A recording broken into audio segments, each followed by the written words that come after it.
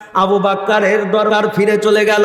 এবার ফিরে যাওয়ার পরে উত্তর নিবে আল্লাহর নবী এবং কি উত্তর নেওয়ার অপেক্ষায় আছে। আবু বাক্কারকে বলছে, ওরে ওরে আবু বাক্কার, বলো তো কেন আজকে জোহরের নামাজ পড়তে আসেনি? বলছে আল্লাহর নবী কোনো উত্তর দেয়নি, আমাকে শুধুমাত্র বলেছে যে তোমাকে কৈফিয়ত দিতে হবে নাকি। বলছে তুমি আবার ফিরে যাও আসরের টাইমে। কিসের টাইমে? আর একটু জোরে বলুন, কিসের টাইমে? বলছে তুমি আবার ফিরে যাও আসরের টাইমে। আসরের টাইমে গেল। আবু বাক্কার যে বলছে, ওরে সালাবাতুন আনসারি, আজকে তুমি কেন আসরের নামাজ পড়তে যাওনি? বলছে তোমার চোখে কি ঢেলা সান্দিয়ে আছে? তোমার চোখে কি, তোমার চোখ কি কানা হয়ে গিয়েছে? তোমার চোখ কি অন্ধ হয়ে গিয়েছে? আমার বাড়ি গাড়ি টাকা পয়সা, আমি এতটি উটের মালিক, তারই জন্যই আমি আসরের নামাজ পড়তে যাইনি। মাল দিয়েছিল কে? জোরে হলো না কে? আর একটু জোরে বলুন কে? বলছে আমি এরই জন্যই আসরের নামাজ পড়তে যাইনি। আল্লাহর নবীর দরবারে হযরত আবু বাক্কার ফিরে চলে গেল। এবার ফিরে যাওয়ার পরে মাগরিবের সময় দেখতে আবারও পাঠালেন আবু বাক্কারকে। আবু বাক্কারকে বলছেন, ওরে আমার সঙ্গের সাথী, ওরে আমার সঙ্গের সাহাবী, তুমি যাও সালাবার কাছে, কেন সেই আজকে মাগরিবের নামাজ পড়তে আসেনি? আবু বাক্কার কি করলেন? একেবারে আল্লাহর নবীর দরবার থেকে চলে গেল একেবারে সালাবার নিকটে। সালাবার নিকটে যাওয়ার পরে বলছে, না ওরে সালাবা, তুমি কেন আজকে মাগরিবের নামাজ পড়তে যাওনি? বলছে আমি এরই জন্যই যাইনি যে আমি আব্দুর রহমানকে বলি, ওরে আব্দুর রহমান, তুমি উটটিকে তুমি এই গহিল ঘরে ঢুকিয়ে দাও, তুমি ছাগলটিকে এই গহিল ঘরে ঢুকিয়ে দাও, তুমি দুম্বাটিকে এই গহিল ঘরে ঢুকিয়ে দাও। এরই জন্যই আমি মাগরিবের নামাজ পড়তে যাইনি। কিসের জন্যে? কিসের জন্যে? ধনের জন্যে। এবার আসরের টাইম হয়ে, এশারের টাইম হয়ে গেল। ওরে বড় লোক বাবা, তোমার হাতে ধরে বলে, আল্লাহ আজকে তোমাকে মাল দিয়েছে, ধন দিয়েছে, সম্পদ দিয়েছে। আল্লাহ যদি ইচ্ছা করে তাহলে কিন্তু আল্লাহ তাআলা মিনিটের মধ্যে কেড়ে নিতে পারে কি পারে না? কথা বলেন, পারে কি পারে না? এবার এশারের টাইমে আল্লাহর নবীকে আবার হযরতে আবু বাক্কারকে আবারও পাঠালেন। এবার পাঠানোর পরে বলছে, ওরে সালাবাতুন আনসারি, তুমি কেন তুমি এশারের নামাজ পড়তে যাওনি? বলছে আমি এরই জন্যই যাইনি। আব্দুর রহমানকে বলি, ওরে আব্দুর রহমান, উটের ঘরটাতে তুমি একটা সানঝাল জেনে দাও। যাই আব্দুল খালেককে বলি, তোমার ঘরটাতে তুমি একটা সানঝাল জেলে দাও। আব্দুল মালিককে বলে তুমি ছাগলের ঘরটাতে একটা সানঝাল জেলে দাও। এমনি করে আমি সময় পাইনি, তারই জন্য আমি এশারের নামাজ পড়তে যাইনি। কিসের কারণে? কথা বলেন, কিসের কারণে? ধনের কারণে। যখন ফজর হয়ে গেল, ওই সালাবাতুন আনসারী রাদিয়াল্লাহু তাআলা আনহু সকাল 8টাতে উঠে, এবার সকালে যখন 8টাতে উঠে আল্লাহর নবী দেখছে সালাবাতুন আনসারী ফজরের নামাজের টাইমেও আসেনি। তখন আল্লাহর নবী কি করলেন? আবু বাক্কারকে বলছেন, ওরে আবু বাক্কার, যাও তুমি চলে যাও আবারও সালাবার নিকটে। সালাবাকে তুমি যে জিজ্ঞাসা করে এসো সে ফজরের নামাজ কেন পড়তে আসেনি। সালাবার নিকটে গেল আবু বাক্কার। এবার সালাবার নিকটে যাওয়ার পরে আবু বাক্কারকে বলছেন, ওরে আবু বাক্কার, আজকে তুমি ফজরের নামাজ কেন তুমি পড়তে যাওনি? সেই সাহাবীটার নাম হচ্ছে হযরতে সালাবাতুন আনসারী। কে? সাহাবীটার নাম কি? সালাবাতুন আনসারী। সালাবাতুন আনসারী আল্লাহর নবীর কাছে গেল। আল্লাহর নবীকে যে বলছেন, আল্লাহর নবী আপনি আমার জন্যে দোয়া করে দেন এবং এই মক্কা এবং কি মদিনার মাটিতে আমাকে যেন সবাই এক নামে চিনতে পারে, সেই হিসাবে আপনি আমাকে দোয়া করে দেন। দোয়াটা কি?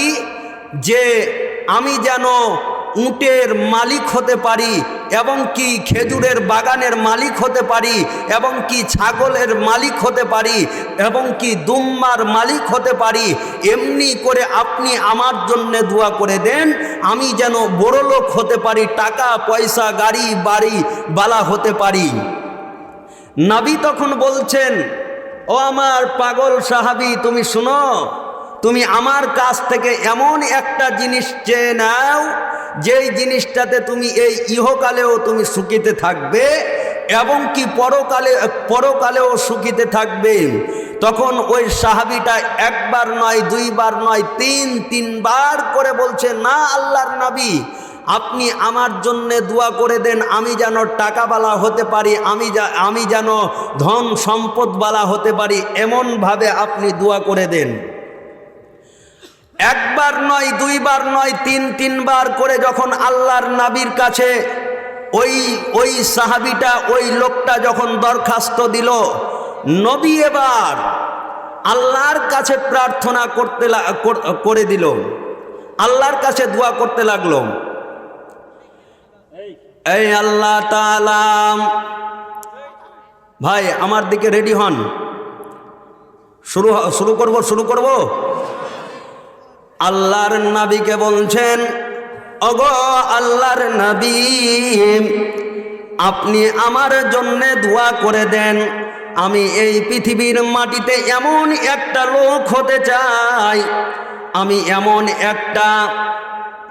এমন একটা মক্কা মদিনার মাটিতে টাকা পয়সা, টাকার মালিক হতে চাই, ধনের মালিক হতে চাই, পয়সার মালিক হতে চাই, এমনভাবে আপনি দোয়া করে দেন।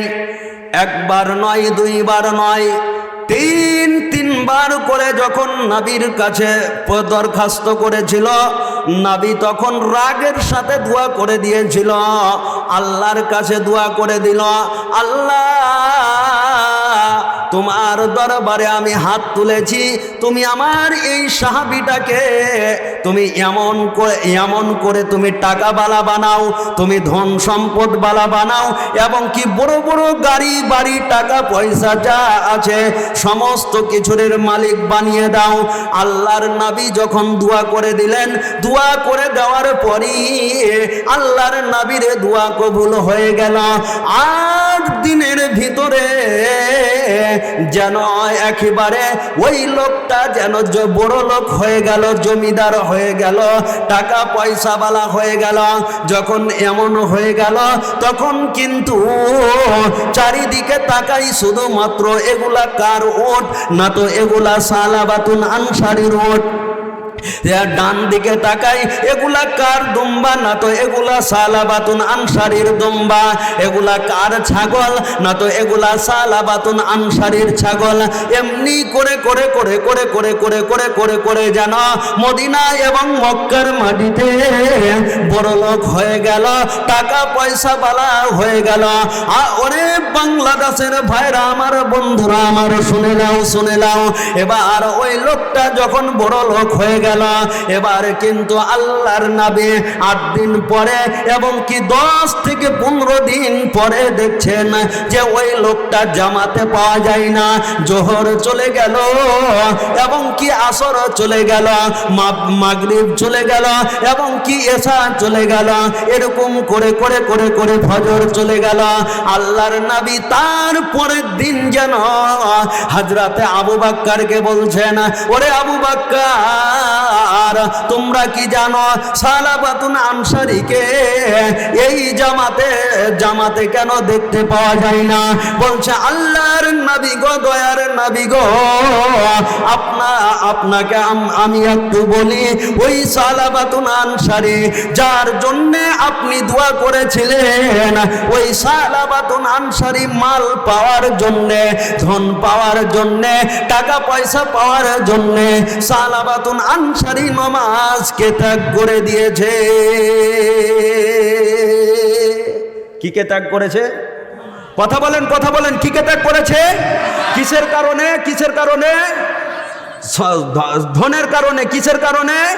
ধনের কারণে। কিসের কারণে? সম্পদের কারণে। এবার আল্লাহর নবী কত চালাক!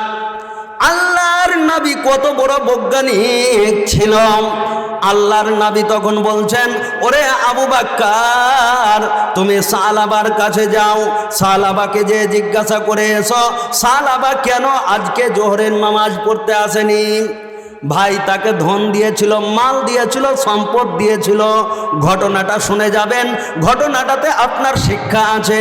এবং কি যারা এলাকার বড় লোক মানুষ আছেন এবং কি টাকা পয়সাওয়ালা আছেন, তারাকে একটু আমি বলে যাচ্ছি, তারা একটু কান করে শুনবেন। এবং কি আবু বকরকে পাঠিয়ে দিলেন সালাবার নিকটে। সালাবার নিকটে যে বলছেন, ওরে সালাবা ভাই, তুমি একটু বলো তুমি আজকে কেন জোহরের নামাজ পড়তে যাওনি। আবু বকরকে বলছে, তোমাকে কৈফিয়ত কি দিতে হবে? কে বলছেন? কথা বলেন, কে বলছেন? সালাবা বলছেন, এমনি করে আল্লাহর নবীর দরবারে ফিরে চলে গেল। কে গেল? আবু বকর। আবু বকরের দরবার, আর আবু বকর ফিরে চলে গেল। এবার ফিরে যাওয়ার পরে উত্তর নিবে আল্লাহর নবী এবং কি উত্তর নেওয়ার অপেক্ষায় আছে। আবু বকরকে বলছে, ওরে আবু বকর, বলো তো কেন আজকে জোহরের নামাজ পড়তে আসেনি। বলছে, আল্লাহর নবী কোনো উত্তর দেয়নি, আমাকে শুধুমাত্র বলেছে যে তোমাকে কৈফিয়ত দিতে হবে নাকি। বলছে, তুমি আবার ফিরে যাও আসরের টাইমে। কিসের টাইমে? আর একটু জোরে বলুন, কিসের টাইমে? বলছে, তুমি আবার ফিরে যাও আসরের টাইমে। আসরের টাইমে গেল। আবু বকর যে বলছে, ওরে সালাবাতুন আনসারী, আজকে তুমি কেন আসরের নামাজ পড়তে যাওনি। বলছে, তোমার চোখে কি ঢেলা সান্দিয়ে আছে? তোমার চোখে কি, তোমার চোখ কি কানা হয়ে গিয়েছে? তোমার চোখ কি অন্ধ হয়ে গিয়েছে? আমার বাড়ি গাড়ি টাকা পয়সা, আমি এতটি উটের মালিক, তারই জন্যই আমি আসরের নামাজ পড়তে যাইনি। মাল দিয়েছিল কে? জোরে হলো না কে? আর একটু জোরে বলুন কে? বলছে, আমি এরই জন্যই আসরের নামাজ পড়তে যাইনি। আল্লাহর নবীর দরবারে হযরতে আবু বকর ফিরে চলে গেল। এবার ফিরে যাওয়ার পরে মাগরিবের সময় দেখতে আবারও পাঠালেন আবু বকরকে। আবু বকরকে বলছেন, ওরে আমার সঙ্গের সাথী, ওরে আমার সঙ্গের সাহাবী, তুমি যাও সালাবার কাছে, কেন সেই আজকে মাগরিবের নামাজ পড়তে আসেনি। আবু বকর কি করলেন? একেবারে আল্লাহর নবীর দরবার থেকে চলে গেল একেবারে সালাবার নিকটে। সালাবার নিকটে যাওয়ার পরে বলছে, না ওরে সালাবা, তুমি কেন আজকে মাগরিবের নামাজ পড়তে যাওনি। বলছে, আমি এরই জন্যই যাইনি যে আমি আব্দুর রহমানকে বলি, ওরে আব্দুর রহমান, তুমি উটটিকে তুমি এই গহিল ঘরে ঢুকিয়ে দাও, তুমি ছাগলটিকে এই গহিল ঘরে ঢুকিয়ে দাও, তুমি দুম্বাটিকে এই গহিল ঘরে ঢুকিয়ে দাও। এরই জন্যই আমি মাগরিবের নামাজ পড়তে যাইনি। কিসের জন্যে? কিসের জন্যে? ধনের জন্যে। এবার আসরের টাইম হয়ে, এশারের টাইম হয়ে গেল। ওরে বড় লোক বাবা, তোমার হাতে ধরে বলে, আল্লাহ আজকে তোমাকে মাল দিয়েছে, ধন দিয়েছে, সম্পদ দিয়েছে। আল্লাহ যদি ইচ্ছা করে তাহলে কিন্তু আল্লাহু তাআলা মিনিটের মধ্যে কেড়ে নিতে পারে কি পারে না? কথা বলেন, পারে কি পারে না? এবার এশারের টাইমে আল্লাহর নবীকে আবার হযরতে আবু বকরকে আবারও পাঠালেন। এবার পাঠানোর পরে বলছে, ওরে সালাবাতুন আনসারী, তুমি কেন তুমি এশারের নামাজ পড়তে যাওনি। বলছে, আমি এরই জন্যই যাইনি। আব্দুর রহমানকে বলি, ওরে আব্দুর রহমান, উটের ঘরটাতে তুমি একটা সানঝাল জেনে দাও। যাই আব্দুল খালেককে বলি, তোমার ঘরটাতে তুমি একটা সানঝাল জেলে দাও। আব্দুল মালিককে বলে, তুমি ছাগলের ঘরটাতে একটা সানঝাল জেলে দাও। এমনি করে আমি সময় পাইনি, তারই জন্য আমি এশারের নামাজ পড়তে যাইনি। কিসের কারণে? কথা বলেন, কিসের কারণে? ধনের কারণে ফজর যখন ফজর হয়ে গেল, ওই সালাবাতুন আনসারী রাদিয়াল্লাহু তাআলা আনহু সকাল 8টাতে উঠে, এবার সকালে যখন 8টাতে উঠে আল্লাহর নবী দেখছে সালাবাতুন আনসারী ফজরের নামাজের টাইমেও আসেনি।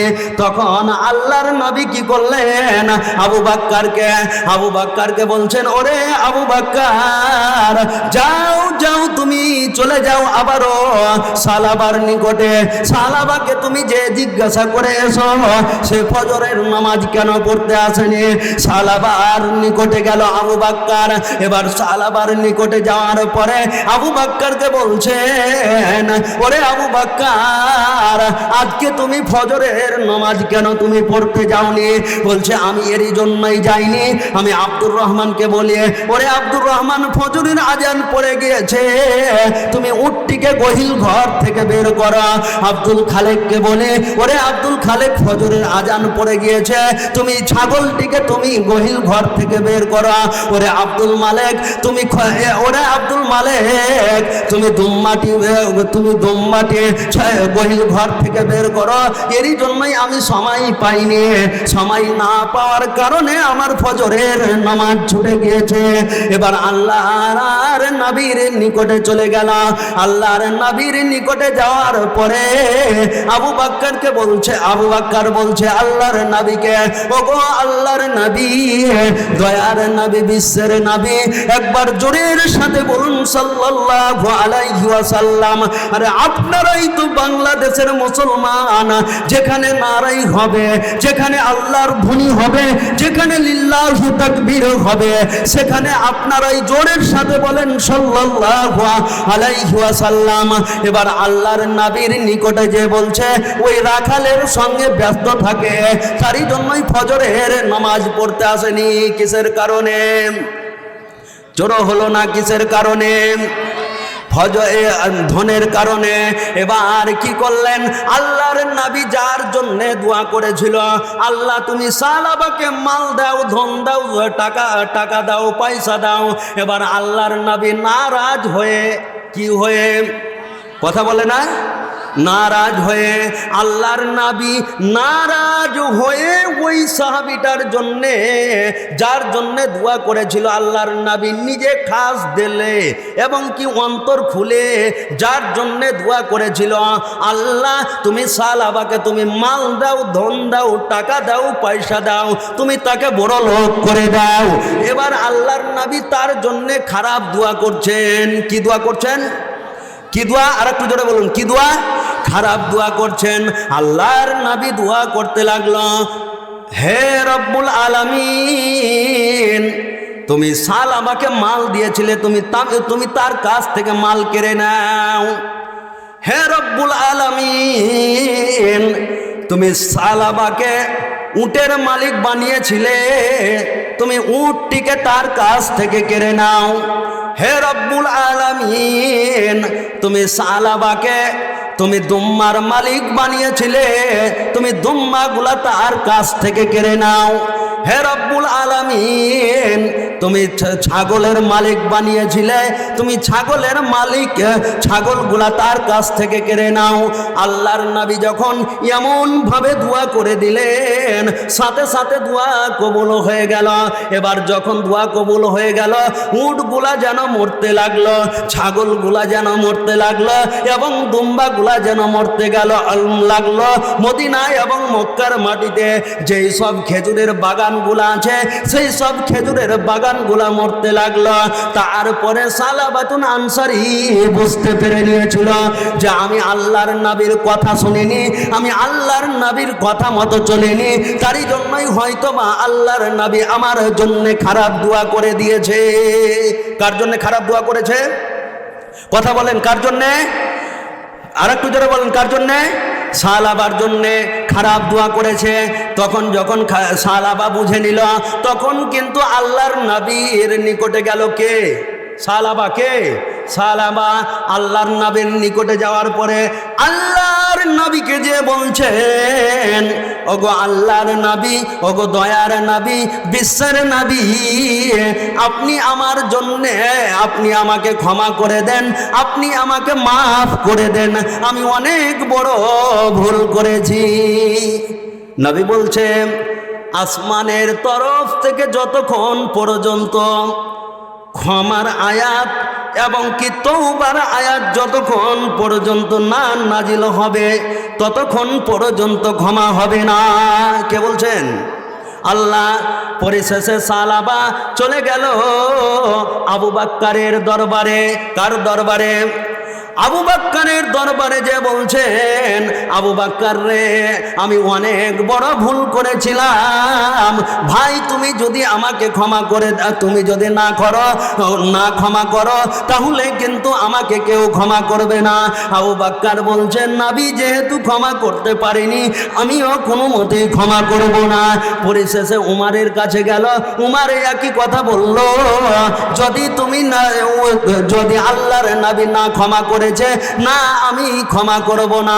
আলীর কাছে গেল, আলীও ওই কথা বলল। উসমানের কাছে গেল, উসমানও ওই কথা বলল। যখন এইভাবে সবাই মিলে যখন ওই সাহাবীটাকে ঘুরিয়ে দিল, তখন পরিশেষে মক্কা ছেড়ে এবং কি মদিনা ছেড়ে একটা জঙ্গলের ভিতরে চলে গেল। কিসের ভিতরে? কিসের কারণে গেল? কথা বলেন, কিসের কারণে? নবী মাফ করেনি তারই কারণে সেই লোকটা কোথায় চলে গেল? মক্কা ছেড়ে মদিনা ছেড়ে চলে গেল একটা জঙ্গলের ভিতরে।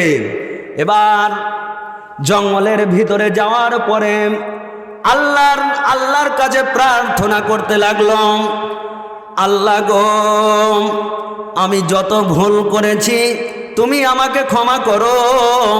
আল্লাহ গো, তুমি আমাকে ক্ষমা করো। আল্লাহ, যত আমি গুনাহ করেছি তুমি আমাকে ক্ষমা করো। মাফ করনে वाला কে? আর একটু জোরে বলুন, কে? আল্লাহ। এবার যখন এমন ভাবে যখন আল্লাহর কাছে বারবার কাকতি মিনতি করে মাপ চাইতে থাকে, আল্লাহর কাছে প্রার্থনা করতে থাকে, তখন কিন্তু আল্লাহর নবীর উপরে আয়াত অবতীর্ণ হয়ে গেল। আল্লাহ পাক রব্বুল আলামিন নবী মুহাম্মদকে ডেকে বলছেন, হে নবী মুহাম্মদ, ইয়া আইয়ুহাল্লাযীনা আমানু তুবু ইলাল্লাহি তাওবাতান নাসুহা, তুমি যাকে ফেরত পাঠিয়ে দিয়েছিলে, উমার যাকে ফেরত পাঠিয়ে দিয়েছিলে, আবু বাক্কার যাকে ফেরত পাঠিয়ে দিয়েছিল, উসমান যাকে ফেরত পাঠিয়ে দিয়েছিল, সেই এমন ভাবে তওবা করেছে, এমন ভাবে প্রার্থনা করেছে, আল্লাহ তাআলা সমস্ত গুনাহ ওর ক্ষমা করে দিয়েছে। কার গুনাহ? জোরের সাথে বলেন সুবহানাল্লাহ।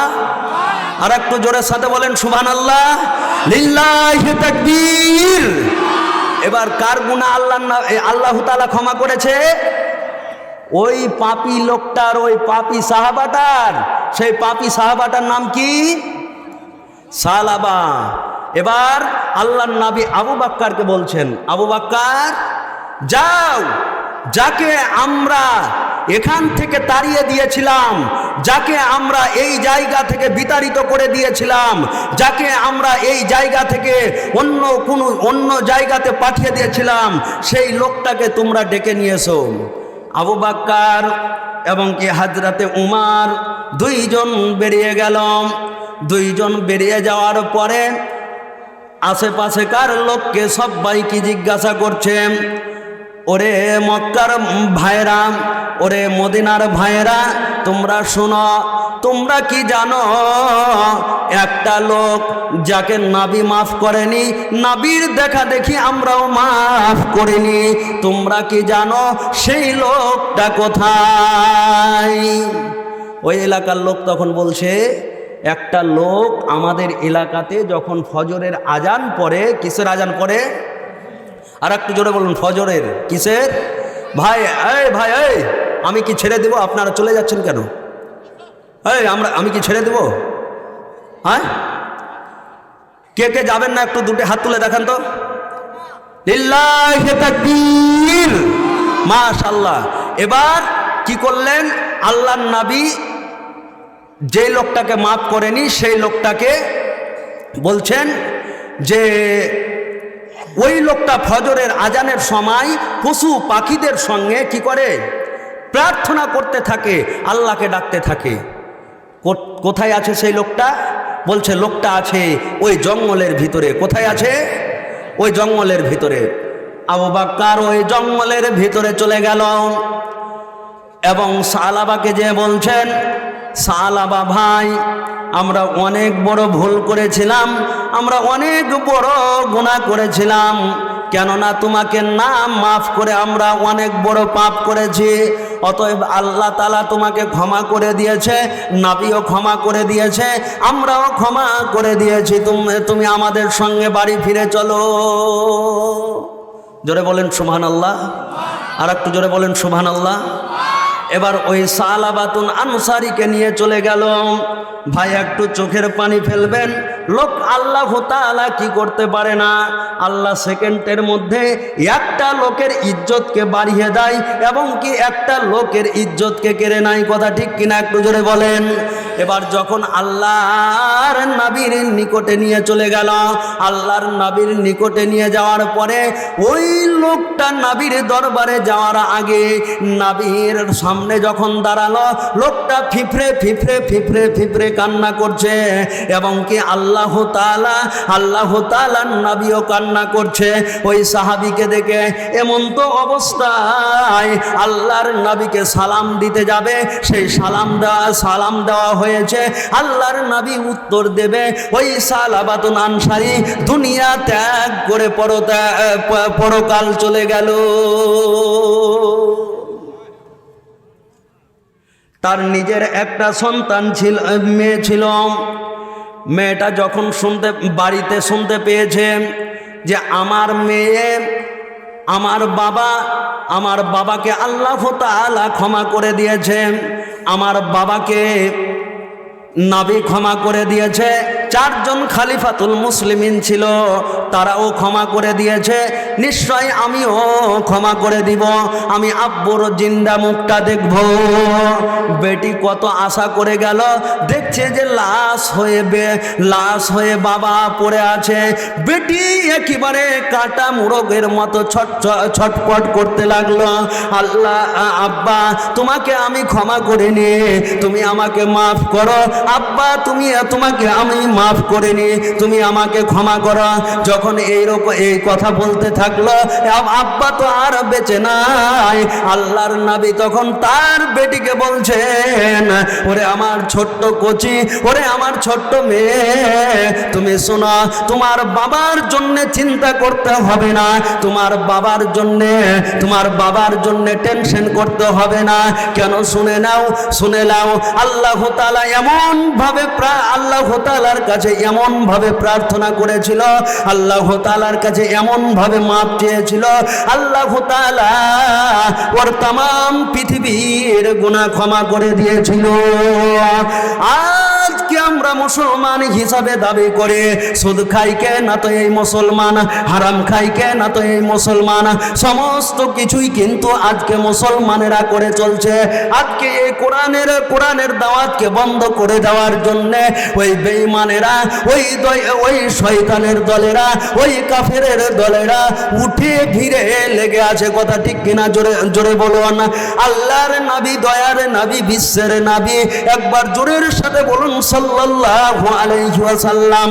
আল্লাহর নবী যখন নবুয়তি পেলেন এবং কি নবুয়তি পাওয়ার পরে মক্কার মাটিতে বিভিন্ন জায়গাতে আবু জেহেল, আবু লাহাব, উতবা সাহেবা এরাকে সবাই কি বলছে, ওরে তোমরা এতদিন পর্যন্ত যার তোমরা ইবাদত করে এসেছ, যার তোমরা ইবাদত করছো, তোমরা বাপ দাদার ধর্মকে পরিত্যাগ করো, তোমরা বাপ দাদার ধর্মকে ছেড়ে দাও, তোমরা আমাকে আল্লাহ, তোমরা আমাকে নবী বলে মেনে নাও, আর আমাদের যে সৃষ্টিকর্তা তোমরা তাকে এক আল্লাহ বলে মেনে নাও, তোমরাকে নিশ্চয়ই আল্লাহ পাকে রব্বুল আলামিন কামিয়াবি করে দিবে। আল্লাহর নবী যখন এইরকম মন্তব্য নিয়ে, এইরকম কথা নিয়ে যখন মক্কার মাটিতে যখন বিভিন্ন জায়গাতে যখন কালেমার দাওয়াত দিতে থাকে এবং কি কোরআনের মিশন চালাতে থাকে, কালেমার দাওয়াত পৌঁছাতে থাকে, তখন কিন্তু আবু জেহেল, আবু লাহাব, উতবা, সাইবা এদের কিন্তু মাথা খারাপ হয়ে গেল। যেই করি হোক না কেন মক্কার মাটিতে এই আব্দুল্লাহর ছেলে নবী মুহাম্মদের নামটাকে আমরা মিথ্যুক নবী বলে ঘোষণা করে দেব, আমরা ভণ্ড নবী বলে ঘোষণা করে দেব। এইরকম চক্রান্ত শুরু করে দিল। যখন এইরকম চক্রান্ত শুরু করে দিল, তখন হঠাৎ করে মক্কার মাটিতে একজন বিরাট বড় ইহুদিদের পণ্ডিত এসে আবু জেহেল, আবু লাহাব, উতবা, সাইবাকে এসে বলছেন, ওরে আবু জেহেল, ওরে আবু লাহাব, উতবা, সাইবা, আমি শুনেছি আব্দুল্লাহর ছেলে নবী মুহাম্মদ নিজেকে নবী দাবি করছে, আব্দুল্লাহর ছেলে নবী মুহাম্মদ নিজেকে আখেরি পয়গম্বর বলে স্বীকার করছে, আমরা তাকে নবী ও রাসূল বলে মেনে নিব। আমরা এমনই একটা প্রশ্ন করব, সেই প্রশ্নের উত্তর যদি দিয়ে দিতে পারে তাহলে কিন্তু আমরা তাকে নবী ও রাসূল বলে মেনে নিব। বলছে কি প্রশ্ন? বলছে শোনা, ওই আব্দুল্লাহর ছেলে নবী মুহাম্মদের পূর্বে যত নবী ও রাসূল এসেছিল প্রত্যেকটা নবী ও রাসূলের কাছে একটা করে মুজিজা ছিল। যেমন হযরতে মুসা আলাইহিস সালামের কাছে একটা লাঠি থাকতো, সেই লাঠিটা যখন জমিনের ওপরে ছুটে পড়ে যেত তখন কিন্তু সাথে সাথে সাফ হয়ে যেত। ঠিক আমরাও তাকে এমনই একটা প্রশ্ন করব, সেই প্রশ্নের উত্তর যদি দিয়ে দিতে পারে তাহলে কিন্তু আমরা তাকে নবী ও রাসূল বলে মেনে নিব।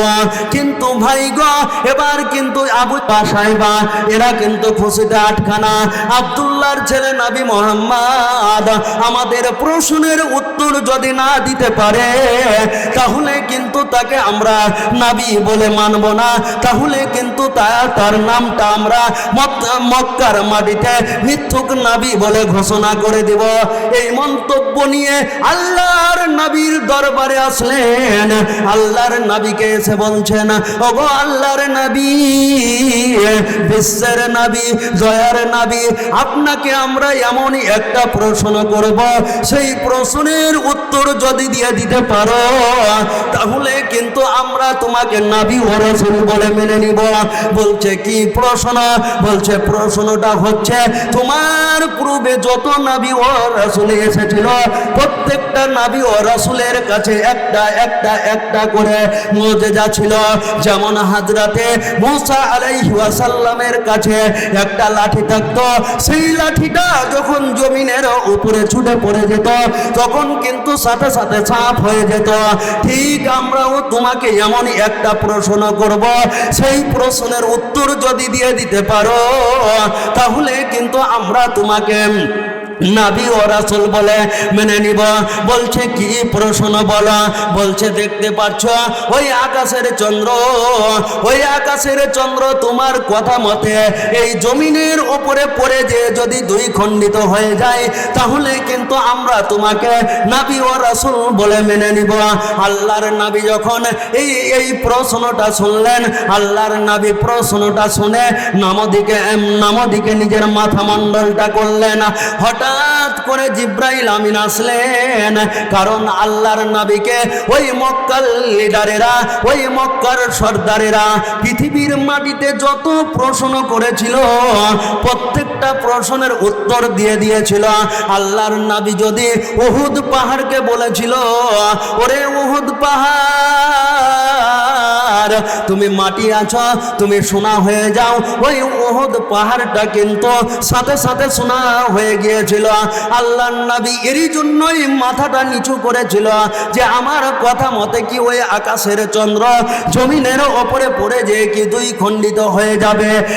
এটা কি মানার কথা? না না না, এটা মানার কথা না। এবার কিন্তু জিব্রাইল আমিন আসলেন। জিব্রাইল আমিন এসে আল্লাহর নবী নবীকে এসে বলছেন, ওগো আল্লাহর নবী, আপনি এই শয়তানদের দলের সঙ্গে আপনি চ্যালেঞ্জ করো না, এই কাফেরদের দলের সঙ্গে আপনি চ্যালেঞ্জ করো না। যেদিন পূর্ণিমার রাত হবে, পূর্ণিমার রাতের দিন ওই আকাশের চন্দ্রকে বলবে, ওরে আকাশের চন্দ্র, আমি হচ্ছে আখিরি নবী, আমি হচ্ছে শেষ নবী, আমি হচ্ছে আখিরি পয়গম্বর। তুমি আকাশ থেকে জমিনের ওপরে পড়ে যে তুমি দুই খণ্ডিত হয়ে যাও। যখনই এই কথাটা বলবে, ওই আকাশের চন্দ্রটা জমিনের ওপরে পড়ে যে দুই খণ্ডিত হয়ে যাবে। এবার কিন্তু তাদের সঙ্গে কিন্তু কথাবার্তা হয়ে গেল, তাদের সঙ্গে কিন্তু আলাপ সালাপ হয়ে গেল, তাদের সঙ্গে কিন্তু একটা কথাবার্তা লেখালেখি হয়ে গেল। যেদিন পূর্ণিমার রাত হবে সেই দিন তোমরা আমার কাছে আসবে, আমরা সেই দিনই প্রশ্নের উত্তর দেব। এবার কিন্তু মক্কার মাটিতে ইহুদিদের পণ্ডিত এবং কি আবু জেহেল, আবু লাহাব, উতবা, সাইবা এরা কিন্তু সবাই ঘুরে চলে গেল। এইদিকে আল্লাহর নবী মদিনার মাটিতে ঘুরে চলে আসলেন। যেদিন পূর্ণিমা রাত হয়েছিল সেই দিন এসে আল্লাহর নবীকে এসে মক্কার মাটি থেকে এসে আল্লাহর নবীকে এসে বলছেন, ওরে আব্দুল্লাহর ছেলে নবী মোহাম্মদ, এবার তুমি তোমার প্রশ্নের উত্তর দাও, এবার তুমি তোমার প্রশ্নের জবাব দাও। এবার আল্লাহর নবীকে যখন এই কথাটা বললেন, তখন কিন্তু আল্লাহর নবী, দয়ার নবী, বিশ্বের নবী, একবার জোরের সাথে বলুন সাল্লাল্লাহু আলাইহি ওয়াসাল্লাম। আল্লাহর নবী এই দুটি শাহাদাত আঙুল দেখিয়ে ওই আকাশের চন্দ্রকে বললেন, ওরে আকাশের চন্দ্র, আমি হচ্ছে আখিরে নবী, আমি হচ্ছে শেষ নবী। তুমি আকাশ থেকে জমিনের ওপরে পড়ে যে তুমি দুই খণ্ডিত হয়ে যাও। আল্লাহর নবী যখন এই কথাটা বললেন, তখন কিন্তু ওই আকাশের চন্দ্রটা সাফা মারওয়া পাহাড়ের ওপরে পড়ে যে দুই খণ্ডিত হয়ে গেল এবং কি পৃথিবীটা অন্ধকার হয়ে গেল। আবু জেহেল, আবু লাহাব, উতবা, সাইবা এরা কিন্তু অবাক হয়ে পড়ল, আমাদের প্রশ্নের উত্তর দিয়ে দিয়েছে, এবার কিন্তু আমরাকে মুসলমান হয়ে যেতে হবে, এবার কিন্তু আমরাকে কালেমা শাহাদাত পড়ে নবীর হাত ধরে মুসলমান হয়ে যেতে হবে। এবার আল্লাহর নবী বলছেন, ওরে ইহুদিদের পণ্ডিত, ওরে মক্কার লিডার, ওরে মক্কার সর্দার, এবার তোমরা কালেমা পড়ে মুসলমান হও, মুসলমান হও। তখন আবু জেহেল বলছে এবং কি আবু লাহাব বলছে, ওরে নবী মোহাম্মদ, তুমি এখন আমরাকে বাড়িতে যেতে দাও, আমরা বাড়িতে যাব, আমরা আত্মীয় স্বজনের সঙ্গে পরামর্শ করব। যদি তোমাকে সত্যিকারের নবী ও রাসূল বলে সার্টিফিকেট দিয়ে দেয়, তোমাকে আখিরি পয়গম্বর বলে সার্টিফিকেট দিয়ে দেয়, তাহলে কিন্তু আমরা তোমাকে নবী ও রাসূল বলে মেনে নিব। আর যদি না তারা প্রমাণ দিতে না সার্টিফাই দেয়, না তারা যদি মুসলমান হতে বলে, তাহলে কিন্তু আমরা মুসলমান হব না। আল্লাহ পাক রব্বুল আলামিন বলছেন, ওরে চাপাই নবাবগঞ্জের মুসলমান মানেরা শুনে নাও, ওরে চাপাই নবাবগঞ্জের মায়েরা, আমার বোনেরা আমার শুনে নাও। আল্লাহ পাক রব্বুল আলামিন বলছেন, খতামাল্লাহু আলা কুলুবিহিম ওয়া আলা সামিহিম ওয়া আলা আবসারিহিম গিসাওয়া ওয়া লাহুম আযাবুন আযীম। এ নবী মুহাম্মদ, এই শয়তানদের দলেরাকে তুমি ছেড়ে দাও, এই কাফেরদের দলেরাকে তুমি ছেড়ে দাও, কারণ কান থাকতে এরা ভালো কথা শুনবে না, চোখ থাকতে এরা ভালো জিনিস দেখবে না, অন্তর থাকতে তারা সত্য কথাগুলাকে অন্তরে ঢোকার চেষ্টা করবে না, কারণ এদের অন্তরের মধ্যে আমি মহল মেরে দিয়েছি। এই শয়তানদের দলেরাকে তুমি ছেড়ে দাও, আমি মহান আল্লাহ রাব্বুল আলামিন যেদিন ডাক দেব, এই শয়তানদের দলেরাকে কেউ বাঁচাতে পারবে না।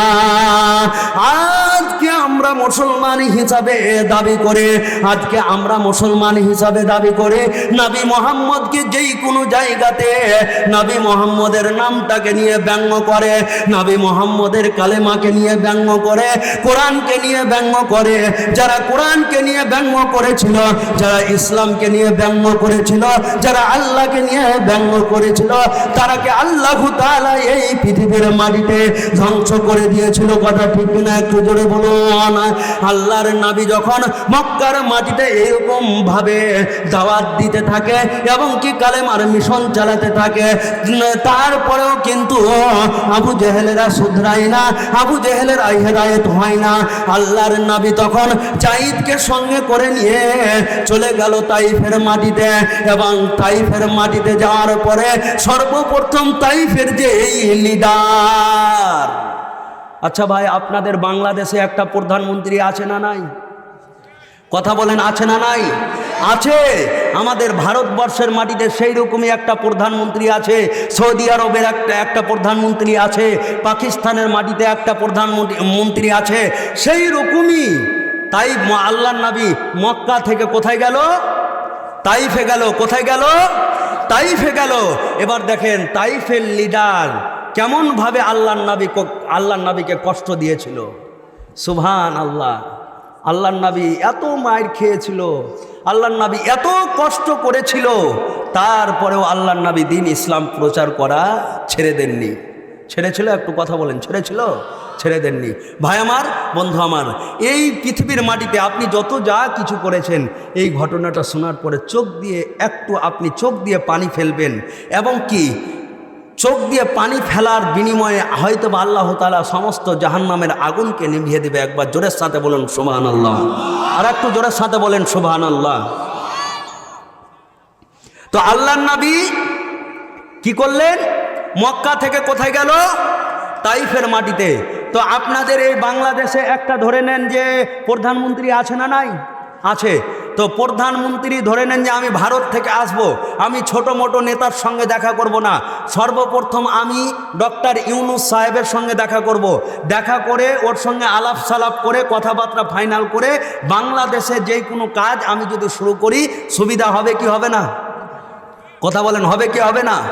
সেই রকমই আল্লাহর নবী মক্কা থেকে যখন তাইফে গেল, তো সেই তাইফের লিডারের নাম হচ্ছে আব্দুল্লাইল। সেই লিডারের নাম কি?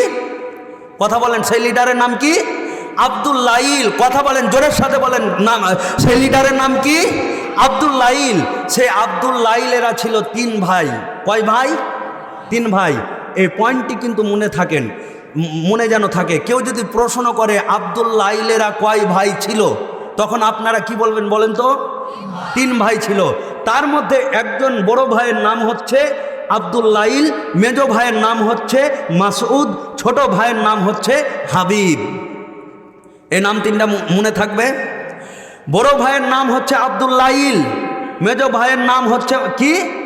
মাসুদ, ছোট ভাইয়ের নাম হচ্ছে হাবিব। তো আল্লাহর নবী মক্কা থেকে যে সর্বপ্রথম কোথায় উঠল? তাইফে উঠল। তাইফে উঠার পরে সর্বপ্রথম এতে গেল, আব্দুল্লাইলের কাছে গেল। আব্দুল্লাইলকে যে বলছেন, আপনি কি তাইফের লিডার? বলছে, হ্যাঁ আমি লিডার। বলছে, আপনাকে আমি দাওয়াত দিতে এসেছি। কিসের দাওয়াত? বলছে, আপনাকে বাপ দাদার ধর্ম পরিত্যাগ। আপনারা কি খান? আন্দাজা? মাশাআল্লাহ, এই তো মিল আছে, তাহলে ভালোই আছে। তো এবার এই দিক থেকে কিন্তু ছেলের তরফ থেকে মেয়েটাকে দেখতে গেছে। তো দেখতে গেছে, তার মধ্যে একটা শিক্ষিত লোক থাকে। সে একটা গ্রামের মরলি হোক, মরল বুঝেন, মরলি হোক কিংবা সর্দারি হোক কিংবা গ্রামের মৌলভী সাহেবই হোক, সে যেটাই হোক না কেন গিয়েছে। ধরে নেন যে মরল সাহেবই গিয়েছে। তো যাওয়ার পরে মেয়েটাকে সর্বপ্রথম জিজ্ঞাসা করছে ছেলেটার তরফ থেকে যে তোমার নাম কি? তখন বলছে, ও আধ পাগলি তো, তখন ও বলছে যে আমার নাম ফত্যে। হ্যাঁ, বলছে তোমার নাম ফত্যে? বলছে হ্যাঁ আমার নাম ফত্যে। বলছে তোমরা বহিন কয়টা? বলছে হার বহিন হচ্ছে 3টে। কইছে নামটি কহতো? কইছে হারগে ফত্যে, হারগে তাইরে, হারগে সাইরে। তোমার ভাই কয়টা? কইছে 3টে। কইছে নামটি কহতো? কইছে হারগে ধইলা, হারগে সইলা, হারগে কাইলা। তারপরে কইছে তোমার বাপ চাচা কয়টা? কইছে 3টে। তখন যারা দেখতে আসছে তখন কইছে হারে ওর বাপ যদি 3টা হয় তাহলে ওর মায়ের স্বামী কয়টা? সুবহানাল্লাহ। কইছে তোমার বাপও 3টে, বহিনও 3টে, ভাইও 3টা, বাপও 3টে। কইছে বাপটির নাম কহতো, ভাইটির নামটি কহতো? কইছে হারগে ধইলা, হারগে সইলা, হারগে কাইলে। তারপরে বলছে তোমার বাচ্চা ছা কয়টা? কইছে 3টা। কইছে নামটি কহতো? কইছে হারগে আব্বা, হারগে মাইজকল আব্বা, হারগে ছোট আব্বা। তো ভাই এই পাগল বলে এইরকম ভাবে বলছে, এই আধা পাগল তারই জন্য এইরকম ভাবে বলছে। কিন্তু আপনি কি জানেন এর মর্যাদা কত? আপনি কি জানেন এর দাম কত? আপনি জানেন না, তাই বলে হাসছেন। কিন্তু পাগল এই পৃথিবীর মাটিতে যার ব্রেন নাই, যে আগ পাগলার মতো ব্যালেন্স হারিয়ে কথা বলবে, কাল কিয়ামতের কোর্টে ওই ব্যক্তি বিনা হিসাবে জান্নাতে জান্নাতে জান্নাতে। একবার জোরের সাথে বলেন সুবহানাল্লাহ, আর একটু জোরের সাথে বলেন সুবহানাল্লাহ। এই পৃথিবীর মাটিতে 2টা মানুষের হিসাব লিবে না। কয়টা মানুষের? 2টা মানুষে বিনা হিসাবে জান্নাতে যাবে। কয়টা মানুষ? 2টা মানুষ। এক নাবালক সাবালক হওয়ার আগে কোনো ব্যক্তি যদি মারা যায়, তাহলে কিন্তু ও বিনা হিসাবে জান্নাতে। কোথায়? বিনা হিসাবে জান্নাতে। আর একটা যার মাথা ছিট হয়ে গিয়েছে, কোথায় কোনটা কথা বলা লাগবে, কোথায় কোনটা ছোটকে কি সম্মান দিতে হবে সেটা জানে না, বড়কে কি সম্মান দিতে হবে সেটাও জানে না। অতএব সেই ব্যক্তি পাগল, যাকে বলে আমরা বলি পাগলা। আপনাদের চাপাইয়ের ভাষাতে কি বলে? পাগলাই বলে।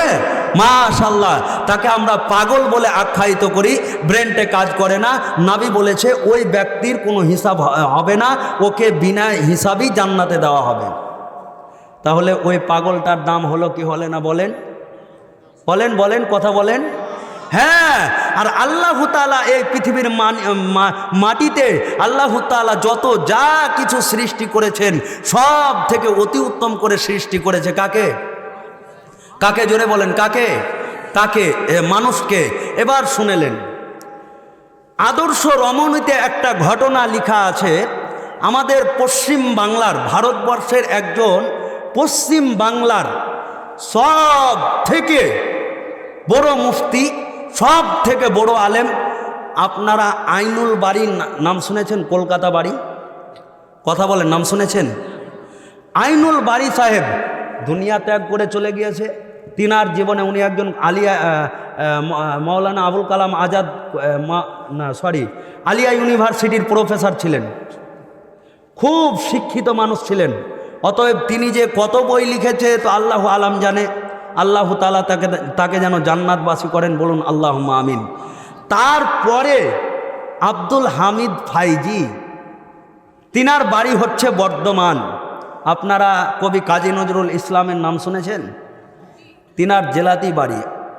আপনারা বেশি কবি কাজী নজরুল ইসলামের কবিতাগুলা বর্ণনা করেন, কিন্তু তিনার বাড়ি হচ্ছে আমাদের ভারতবর্ষের পশ্চিমবাংলার বর্ধমান জেলাতে বাড়ি।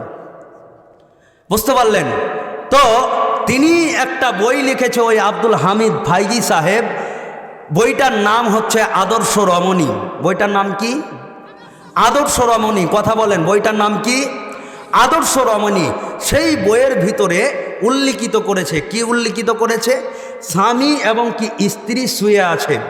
শুয়ে থাকা অবস্থায় স্বামী স্ত্রীকে হঠাৎ করে বলছে, ও আমার অর্ধাঙ্গিনী, তোমাকে তো আমি খুব ভালোবাসি, তোমাকে আমি একেবারে টাকা পয়সা বাড়ি গাড়ি সব কিছুই তোমার নামে আমি করে দিতে পারি, কিন্তু আমাদের মালদার ভাষায় একটা কথা আছে যে বড় বড় ভাইয়া বাবু আর মাইয়ার কাছে সবাই কাবু। কথা বলেন, আপনাদের চাপায়ও এটা ভাষা নাকি?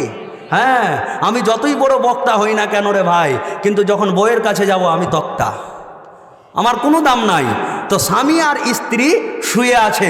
শুয়ে থাকা অবস্থায় তখন বলছে, স্বামীটা একেবারে সুন্দর করে আদব দিয়ে বলছে, অর্ধাঙ্গিনী, আমি তো তোমার আর তুমি তো আমার, তুমি না খেলে আমি খাই না, আমি না খেলে তুমি খাও না, অতএব আমি তোমাকে খুব ভালোবাসি, তুমি আমাকে খুব ভালোবাসো, কিন্তু গো বিবি, আমি তোমাকে একটা প্রশ্ন করব, সেই প্রশ্নের উত্তর যদি দিয়ে দিতে পারো তাহলে কিন্তু আমি তোমাকে বিবি বলে মানব, আর যদি না পারো তাহলে কিন্তু আমি তোমাকে বিবি বলে মেনে নিব না। স্ত্রী কিন্তু খুব আকাঙ্ক্ষিত হয়ে আছে যে বলো বলো বলো, আমি তোমার কি সেবা করতে পারি, আমি তোমাকে কি সার্ভিস দিতে পারি, আমি কি তোমার সেবা করতে পারি। স্ত্রী জানে না যে আমাকে সামান্য কথাটুকুর জন্য সারা জীবনের মতো নিজের বাপের বাড়ি চলে যাবে। এবার স্বামী আদবের সহিত বলছেন, ওরে আমার বিবি, তুমি আমাকে খুব ভালোবাসো এবং কি তোমাকে আমি খুব ভালোবাসি, কিন্তু আমার মাথাতে একটা কয়েকদিন থেকে প্রশ্ন আসছে। প্রশ্নটা হচ্ছে একটা, তুমি বেশি সুন্দর না আকাশের চন্দ্র বেশি সুন্দর? তুমি যদি বেশি সুন্দর হও তাহলে কিন্তু তুমি আমার নিকটে থাকতে পাবে, আর তোমার থেকে যদি আকাশের চন্দ্র বেশি সুন্দর হয়ে যায় তাহলে কিন্তু তোমাকে আমি তালাক দিয়ে দিলাম। এর উত্তরটা তুমি নিয়ে এসো। মেয়েটা কিন্তু এই উত্তরটা শুনে একেবারে অবাক হয়ে পড়ল যে আমি যদি আকাশের চন্দ্র থেকে যদি না সুন্দর হই তাহলে কিন্তু আমি তালাক হয়ে যাব, তাহলে কিন্তু আমার বাপের বাড়ি আমাকে আবার ফিরে চলে যেতে হবে। ওরে না না না, এটা মানার কথা না। মেয়েটা এবার স্বামীর বাড়ি থেকে চলে গেল নিজের সেই যুগের মুফতি সাহেবের কাছে, অর্থাৎ ইমাম মালিকের কাছে। রাত্রি 12টা-1টার সময় ইমাম মালিককে যে বলছেন, ওগো ইমাম মালিক, আপনার কাছে আমি এসেছি একটা প্রশ্ন নিয়ে। সেই প্রশ্নটা হচ্ছে এটা, আমার স্বামী আর আমি শুয়েছিলাম, আমার স্বামী আমাকে বলছেন তুমি যদি আকাশের চন্দ্র থেকে যদি না সুন্দর হও তাহলে তুমি তালাক। আমি কি আকাশের চন্দ্র থেকে বেশি সুন্দর না? এটা আপনাকে দলিল দিতে হবে, এর প্রমাণ দিতে হবে। ইমাম মালিক এত বড় বিশ্ববিখ্যাত আলেম হওয়ার পরেও তাকে দলিল দিচ্ছে এবং কি তাকে প্রমাণ দিচ্ছে। আকাশের বৈজ্ঞানিক বলেছে মানুষের থেকে আকাশের চন্দ্র বেশি সুন্দর, পানির বৈজ্ঞানিক বলেছে মানুষের থেকে আকাশের চন্দ্র বেশি সুন্দর, মাটির বৈজ্ঞানিক বলেছে মানুষের থেকে আকাশের চন্দ্র বেশি সুন্দর। অতএব আমিও বলে দিলাম মানুষের থেকে আকাশের চন্দ্র বেশি সুন্দর। তোমার স্বামীর কাছ থেকে তুমি তালাক হয়ে গিয়েছ, অতএব তুমি ফিরে চলো তুমি তোমার নিজের বাপের বাড়ি। মেয়েটা এবার উত্তর নিয়ে গভীর রজনীতে গভীর রাত্রে নিজের বাপের বাড়ি যাচ্ছে, আর আল্লাহর কাছে কেঁদে কেঁদে কেঁদে কেঁদে কেঁদে কেঁদে দোয়া করছে, রব্বুল আলামিন, আমি কি এমন ভুল করেছিলাম যে আমার স্বামী আমাকে তালাক দিয়ে দিল? রব্বুল আলামিন, আমি কি এমন পাপ করেছিলাম যে আমার স্বামী আমাকে তালাক দিয়ে দিল? আল্লাহ, আমি কি এমন পাপ করেছিলাম যে আমার স্বামী আমাকে তালাক দিয়ে দিল? আল্লাহ গো, তুমি আমাকে আমার স্বামীর বাড়িতে ফিরিয়ে দাও। মেয়েটা ডুকরে ডুকরে কাঁদতে কাঁদতে কাঁদতে কাঁদতে এইভাবে যাচ্ছে। আর হঠাৎ করে ইমাম মালিকের ছাত্রর সঙ্গে দেখা হয়ে গেল। ইমাম মালিকের ছাত্র ওই মেয়েটাকে গভীর রাত্রে বলছেন, ওরে বোন, তুমি এতটা রাত্রে যাচ্ছ কোথায় তুমি বলো? বলছে আমি আমার বাপের বাড়ি ফিরে চলে যাচ্ছে। বলছে তুমি তো যাচ্ছ, তো তুমি কাঁদছো কেন একটু বলো? বলছে আমি এরই জন্যই কাঁদছি, আমার স্বামী আর আমি শুয়েছিলাম, আমার স্বামী আমাকে খুব ভালোবাসতো, কিন্তু আমার স্বামী আমাকে এমনই একটা প্রশ্ন করেছিল। সেই প্রশ্নটা হচ্ছে, ওরে আমার অর্ধাঙ্গিনী, তুমি যদি আকাশের চন্দ্র থেকে যদি না সুন্দর হও তাহলে তুমি তালাক। এই প্রশ্নটা আমি ইমাম মালিকের কাছে নিয়ে গিয়েছিলাম। ইমাম মালিক উত্তর দিয়েছে মানুষের থেকে আকাশের চন্দ্র বেশি সুন্দর। তখন ওই ইমাম ইমাম মালিকের ছাত্র তখন বলছে, এই যে এই তুমি ফিরে চলো ওই ইমাম মালিকের কাছে চলো। ইমাম মালিকের কাছে চলে গেল, ওই মেয়েটাকে সঙ্গে করে নিয়ে ওই ইমাম মালিকের ছাত্র তখন ওই ইমাম মালিককে যে বলছেন, ও গো ওস্তাদজি, ও ইমাম মালিক, আপনি নাকি এই মেয়েটাকে বলেছেন মানুষের থেকে আকাশের চন্দ্র বেশি সুন্দর। এটা কেমন করে? এটা কি কোরআন বলেছে মানুষের থেকে আকাশের চন্দ্র বেশি সুন্দর? না, এটা নবী বলেছে মানুষের থেকে আকাশের চন্দ্র বেশি সুন্দর। ইমাম মালিক তখন বলছে, এটা কোরআনও বলেনি, এটা নবীও বলেনি, এটা আসমানের বৈজ্ঞানিক বলেছে মানুষের থেকে আকাশের চন্দ্র বেশি সুন্দর। পানির বৈজ্ঞানিক বলেছে মানুষের থেকে আকাশের চন্দ্র বেশি সুন্দর। মাটির বৈজ্ঞানিক বলেছে মানুষের থেকে আকাশের চন্দ্র বেশি সুন্দর। আমি এই শতাব্দীর বড় একজন লেখক, বড় একজন মুফতি, বড় একজন ইমাম, আমিও দলিল দিলাম তাদের তরফ থেকে মানুষের থেকে আকাশের চন্দ্র বেশি সুন্দর। ইমাম মালিকের ছাত্র তখন বলছেন, ওস্তাদজি, আপনি বলার আগে কুরআনুল কারীমের মধ্যে যেই নবীর ওপরে কোরআন নাজিল হয়েছিল, যেই নবীর ওপরে কোরআন অবতীর্ণ হয়েছিল, আল্লাহ তাআলা কুরআনুল কারীমের মধ্যে আজ থেকে সারা 1400 বছর পূর্বে বলে দিয়েছেন, লাকাদ খালাকুনাল ইনসানা ফি আহসানি তাকবীম। আল্লাহ তাআলা এই পৃথিবীর মাটিতে যত যা কিছু সৃষ্টি করেছেন সব থেকে অতি উত্তম করে সৃষ্টি করেছেন এই আদম সন্তানকে, অর্থাৎ মানুষকে। আপনি তাহলে বলেন এই মেয়েটা কি তালাক হয়ে গিয়েছে? ভাই, ইমাম মালিক কি আর যেমন তেমন ইমাম ছিল? কথা বলেন। ইমাম মালিক যেমন তেমন ইমাম ছিল না। ইমাম মালিক একজন বিশ্ববিখ্যাত ইমাম ছিল। অর্থাৎ যারা দাওরা হাদিস কমপ্লিট করে কওমি মাদ্রাসায়, মুয়াত্তা ইমাম মালিক তার নামে তিনি একটা হাদিসের গ্রন্থই লিখে গিয়েছিল। অতএব আমি আপনাকে বলতে চাইছি, সেই ইমামের ভুল হচ্ছে, ছাত্র তার সংশোধন করছে। আমি আপনাকে বলতে চাইছি, আল্লাহ তাআলা মানুষকে এত সুন্দর করে সৃষ্টি করেছে, তারপরেও মানুষ লম্পটি, গুনার ওপরে গুনাহ, পাপের ওপরে পাপ করেই যাচ্ছে। কথা ঠিক কিনা? একটু জোরে বলুন। আমি পরিশেষে একটা হাদিস বলে আমি আমার বক্তব্য ইতি করব। আমা তৌফিকি ইল্লা বিল্লাহ। যখন এই পৃথিবী ধ্বংস হয়ে যাবে, তখন এই পৃথিবীতে গাছপালা, টাকা পয়সা, বাড়ি গাড়ি কিছুই থাকবে না। কিছুই থাকবে কি? কিছুই থাকবে না। এই পৃথিবীটা হাহাকার করবে। এবং আমার যে বাপ, সেই বাপ কাল কিয়ামতের কোর্টে পরিচয় নেবে না। আমার যদি একটা নেকি কমে যায়, বাবাকে যে যদি বলি, বাবা আমার একটা নেকি কমে যাচ্ছে, তুমি আমাকে সেই নেকিটা দিয়ে পূর্ণ করো, তো বাবা বলবে যে না, আমার ওই দুনিয়াতে কোনো বেটা ছিল না, পরিচয় নেবে না। মায়ের কাছে যাবেন, মা বলবে আমি ওই দুনিয়াতে জীবনে বিয়ে শাদী করিনি, আমার কোনো সন্তান, বেটি বেটা কেউ ছিল না। ভাইয়ের কাছে যাবেন, ভাই বলবে যে আমার ওই দুনিয়াতে কেউ ছিল না। মানে নিজের আমল নামা নিয়ে ওই দুনিয়াটাতে সবাই হাই নাফসি নাফসি করবে। তো কেউ কাউকে পরিচয় নেবে? কেউ কাউকে পরিচয় দেবে না এবং কি নেবে না।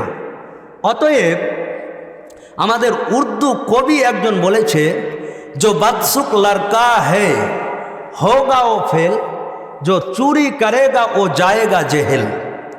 যদি আপনি এই পৃথিবীর মাটিতে নমাজ ত্যাগ করেন, নমাজকে ছেড়ে দেন, তাহলে নিশ্চিন্তে আপনাকে জাহান্নামে যেতে হবে। এর মধ্যে কোনো সন্দেহ নাই। চলেন, আমি যে হাদিসটা বলছিলাম, কাল কিয়ামতের কোর্টটাতে সবাই হাহাকার করবে, সবাই অবাক হয়ে সবাই নিজের আমল নামা নিয়ে ভাবতে থাকবে, কিন্তু সেই দিনটাতে কিছুই করার থাকবে না। সেই দিনটাতে সব ভাই নাফসি নাফসি করবে। নবী আদমকে ডেকে বলবেন, কে ডাকবেন?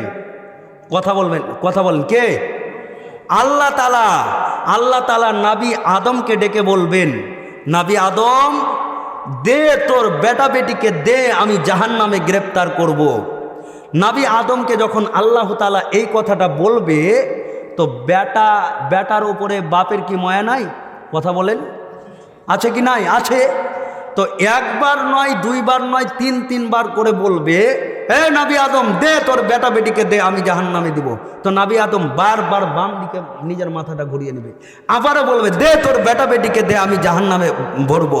আবারও কিন্তু নবী আদম বাম দিকে নিজে মাথাটা ঘুরিয়ে নেবে। তিনবারকার বেলায় যখন বলবে, নবী আদমকে রাগের সাথে বলবে যে দে তোর বেটা বেটিকে দে, আমি জাহান্নামে গ্রেপ্তার করব। তখন নবী আদম আক্ষেপ করে হাতগুলা মুচড়াবে আর বলবে যে কামিয়া রব্বে, আল্লাহ কতটি থেকে কতটিকে জাহান্নামে দেবেন এবং কি কতটি থেকে কতটিকে জান্নাতে দেবেন। সংখ্যাটা কিন্তু মনে রাখবেন, কতটি থেকে কতটিকে জাহান্নামে দিবেন এবং কি কতটি থেকে কতটিকে জান্নাতে দিবেন। নবী আদমকে তখন আল্লাহ তাআলা বলবে যে 1000-এর মধ্যে 999টা কি আমি জাহান্নামে গ্রেপ্তার করব, আর একটা কি আমি জান্নাতে দেব। ভাই আমার, বন্ধু আমার, আপনি বলেন তো কে জান্নাতে যাবে? এই কথাটা কেউ বলতে পারবে?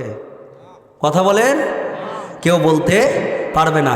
তাহলে আপনি চিন্তা করে দেখেন, এই পৃথিবীর মাটিতে আপনি রোজা ছেড়ে দিয়েছেন, নমাজ ছেড়ে দিয়েছেন, জাকাত দেন না, হজ করেন না, কিছুই করেন না, শুধুমাত্র পাপের ওপরে পাপ, পাপের ওপরে পাপ, পাপের ওপরে পাপ করে যাচ্ছেন। নবী করিম সাল্লাল্লাহু আলাইহি সাল্লামের কথাগুলাকে আপনি মান্যতা দেন না, নবী করিম সাল্লাল্লাহু আলাইহি সাল্লামের কথাগুলাকে মেনে চলেন না। অর্থাৎ নবীর প্রেমিক হতে গেলে, আশিকে রসুল হতে গেলে, নবী যেইভাবে উঠেছে সেইভাবে আপনাকে উঠতে হবে, নবী যেইভাবে বসেছে সেইভাবে আপনাকে বসতে হবে, নবী যেইখানে যেই কথা বলেছে সেখানে সেই হিসাবে আপনাকে কথা বলতে হবে, নবী যেইভাবে পা ফেলেছে সেইভাবে আপনাকে পা ফেলতে হবে। তাহলে যে আমরা নবীকে আমরা সুপারিশের দিন পাবো, নচেত আমরা নবীকে সুপারিশের দিন পাবো না। কথা ঠিক কিনা একটু জোরে বলেন।